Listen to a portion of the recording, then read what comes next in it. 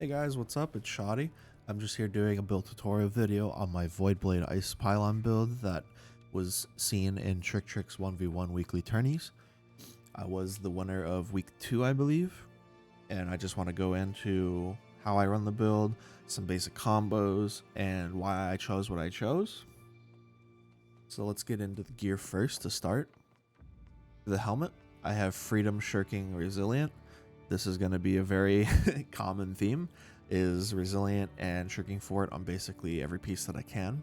Freedom is a personal choice. You can run weapon perks, you can run Refreshing Ward, anything that you have. You know, I prefer Freedom. If you can get 3 to 4 Freedom, that is ideal. I run that on both my support and my Voidblade setups. Every armor piece will have Rune Glass. It will have the Void Rune Glass. I know that it contributes to Empower Cap, and Void Gauntlet can hit Empower Cap very easily.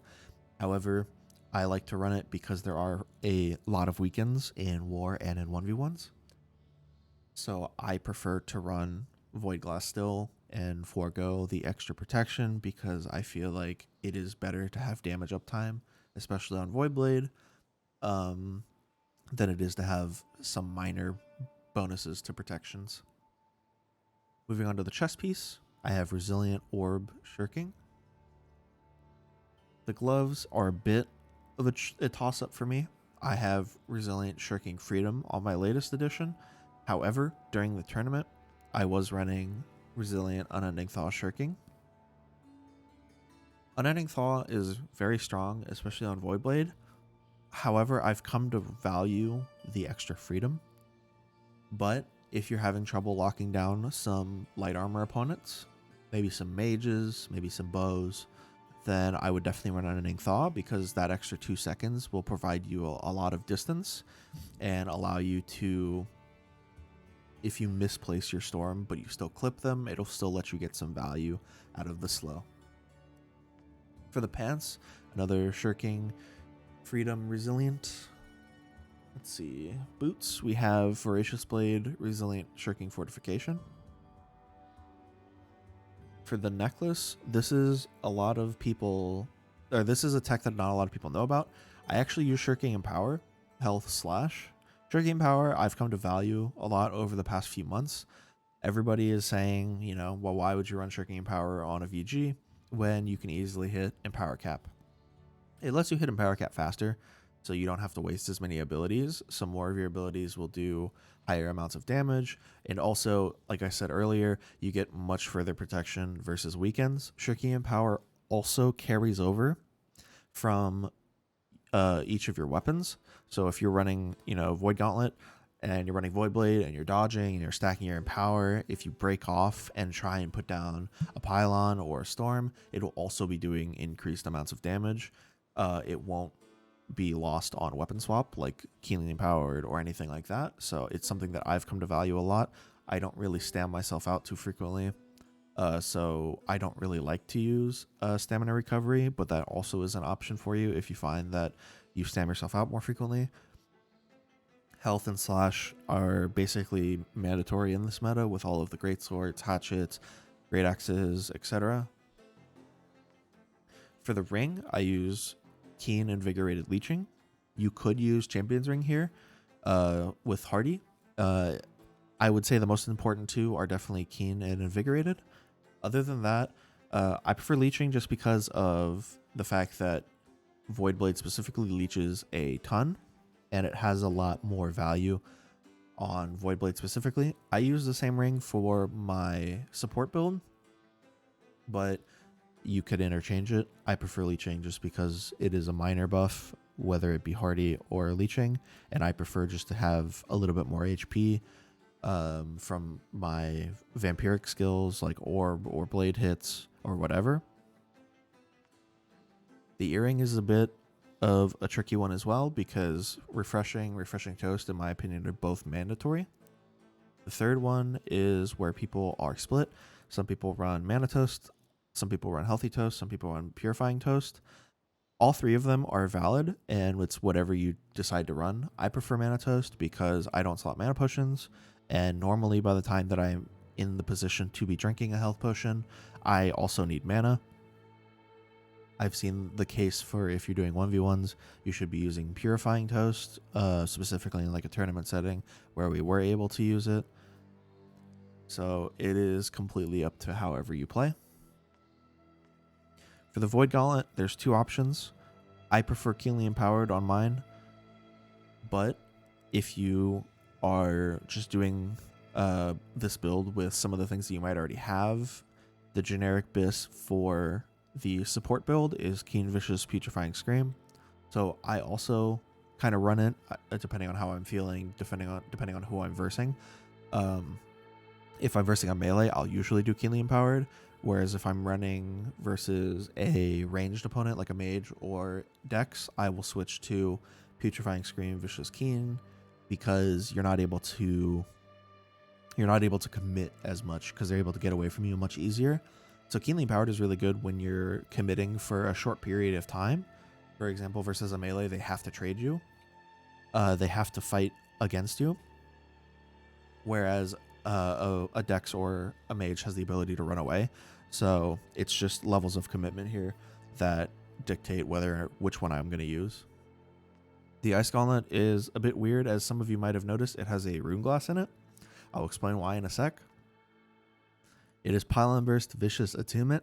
This is, in my opinion, the best Pylon Ice Gauntlet that you can have. I would prefer it to be Abyssal Attunement, but it's not that big of an issue. The reason that I have a rune glass in here is because Pylon actually is one of the few Ice Gauntlet abilities that can consistently trigger the rune glass dot proc, because each hit of Pylon counts as a different hit. It's not one continuous skill like with Ice Storm or Ice Wall, anything like that. So it'll consistently proc Attunement, and it'll consistently proc the Void Glass, or the Rune Glass. Other than that, I would never recommend running the Rune Glass in your Ice Gauntlet, especially if you're doing a support build, but in this instance, it is 100% guaranteed to be the best that you can run. For Heartgem, I run Stone Form. I would run Vines, however, I'm not sure if it's a bug, but there is currently a bug where if you have your Voidblade out and you use Vines, it makes your Voidblade go on cooldown and it doesn't allow you to use it. It just makes it disappear. And with Voidblade, that is basically a death sentence, so you do not want to do that. With Stone Form, you can pop it mid Voidblade and it still works, and it also allows you to just trade and heal up by hitting them. And especially if you're under 50% HP with Voracious Blade, you will heal a lot, especially if you're max Fortify and you can't be CC'd. So you become a very scary threat when you have Stone Form up. Getting into the stat spread, I run 265, 50, and then usually it's 200, but I don't have food popped. And then my gem setup is 20 slash, 5 strike, 5 thrust, and then 10 every element. The reason I do 10 every element is because you don't know what people are running for Rune Glass, specifically with like Dex or any kind of mage. BBs don't provide too much of an issue because most of their damage is fire damage, and I usually run Gemstone in Wars and in Arena. Getting onto the skill trees, we'll do Ice Gauntlet first. A lot of people have asked me, why do I run Storm over the Ice Wall, Ice Shower? The reason I run Ice Storm is because of my playstyle. It's because of me wanting to cover more bases. Ice Shower is extremely good, and it basically makes versing any kind of melee class an insta-win, because you're able to hit them with the Ice Shower. That's a 10% rend.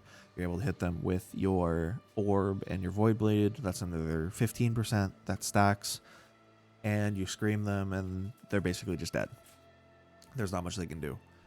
However, I've noticed that Voidblade can basically win versus melee anyways, especially if you're really good at the build. So I personally decided that my biggest weakness being any kind of ranged build. So I decided to play a Storm.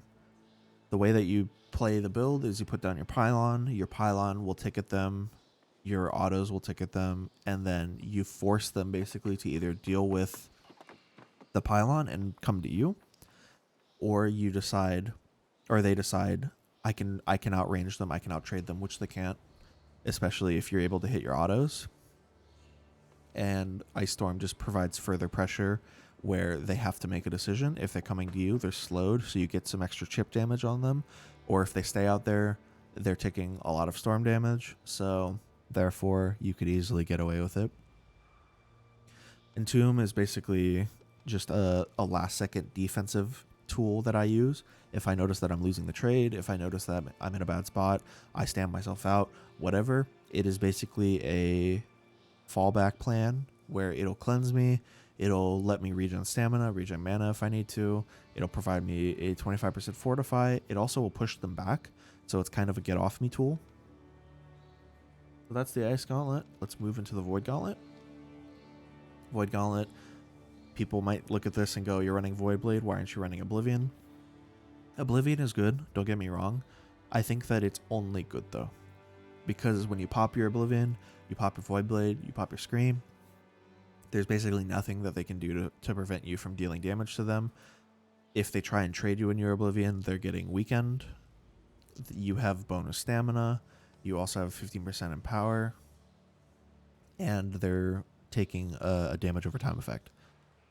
The reason I don't run Oblivion is because any smart PvPer will just leave. It's only a 5-meter area, and it's not exactly the easiest to capitalize on, especially if they know that once you put down your Oblivion, they can just walk backwards or dodge backwards and be out of it and be completely okay. And because you're a Voidblade, you have to follow them to deal damage. So I personally don't like running Oblivion. I've been running Orb for a couple of months now, and I'll get into why it is the better choice if you want to do more generic 1v1 and arena content. So Voidblade, pretty standard. I don't run the last perk because I don't really heavy attack as much, and the healing scales exclusively with focus. It doesn't scale off of weapon damage, so the extra heal that you get isn't really worth it. There's a lot of other things that you could run. You can run Leeching Blade if you cut Refreshing Harvest, but I like having Refreshing Harvest as a fallback plan. It lets you get your Void Blade up quicker. If you have to trade and then you have to go to range and your Void Blade isn't quite up, you can right click, get it back up, and then get right back into the action. These are basically a lot of the generic perks with Leeching Agony, cooldown reduction, bonus crit chance, bonus damage under 50% mana is a big one. You want to start out with your Ice Gauntlet abilities first so that you can have this up more frequently, because this is a very good damage amp. Another good damage amp is Empowering Proximity. Another reason why you want to do your Ice Gauntlet abilities first. You want to cast all of your Void Gauntlet abilities in quick succession in order to get the Empower to max. So that's a 40% Empower if you use your Ice Gauntlet abilities first, so that is a very important step. Orb and Blade have a bit of an interesting dynamic because they both stack the same debuff, which is Disintegrate, which is the rend plus damage over time effect.